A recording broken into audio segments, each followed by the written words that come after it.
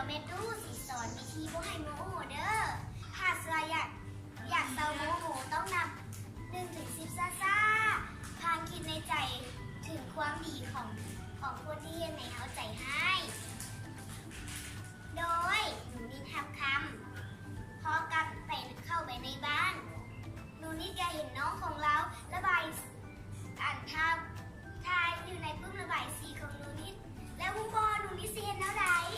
สี่นับเลข1 2 3ซาถ้ายังบ่เศร้ากันนับไปอีกนี่บ่ชื่อและหนูนิดกับพังคิดในใจว่า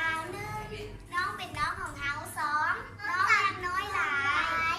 3น้องอยากช่วยระบายสี4น้องกับแบ่งขนมให้เขาและของเล่น5ถ้าน้องบ่ดื้อน้องก็น่าฮักยังบ่ฮอดถึง10แล้วก็เศร้าโมโหแล้วก็ไปเอาระบายสีมาให้น้องอีกหัวหนึ่งน้องดีใจหลายกันเลยหอมแก้มหนูนิดดังคือต่อมาหลังเรียนหนูนิดไปนั่งเล่น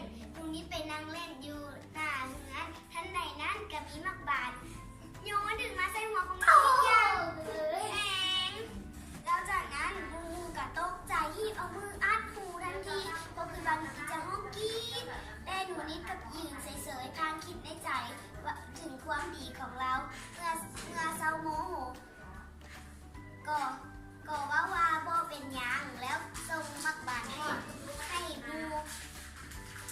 มูแปลกใจไปกับมักที่หนูนิดบ่ห้องกรีดจึงชวนมาเล่นมักบานอย่างสนุกสนานแล้วนิกกี้แอมเบอร์ไอด้าอยากโมโหบ่มื้อต่อมาตอนหนูนิดไปโรงเรียนหนูนิดกำลังถือแก้วน้ำหวานไปซ่องหาบนนางมีน้องน้ำกับน้องพัดกำลังเล่นกันอยู่บนทันระวังทันใดนั้นเขาเจ้าก็มาตำหนูนิดย่างแห้งจนแก้วน้ำหวานในมือเปื้อนเสื้อหนูนิดแล้วมูบอว่าหนูนิดห้องกรีดหรือว่าบ่ห้องกรีดบ่ห้องถูกต้องหนูนิดนับ1 ฮอด 10บอกไล่เถื่อนแล้วสุดท้ายหนูนิดก็คือได้ว่ามูบ่ได้ตั้งใจและขอโทษแล้วหนูนิดจึงว่าบ่เป็นหยังจบแล้วมูบอว่าแล้วมูบอวันนิทานเรื่องนี้สอนให้ฮู้หยังให้ฮู้ว่าตอนโมโหเฮาบ่ต้องห้องกรีดถูกบ่ชื่อมีอย่างอีกบ่เนาะตอนโม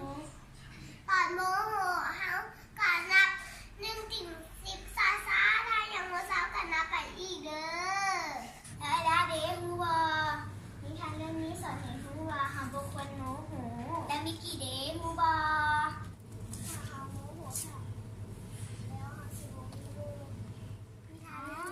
สอนให้รู้ว่า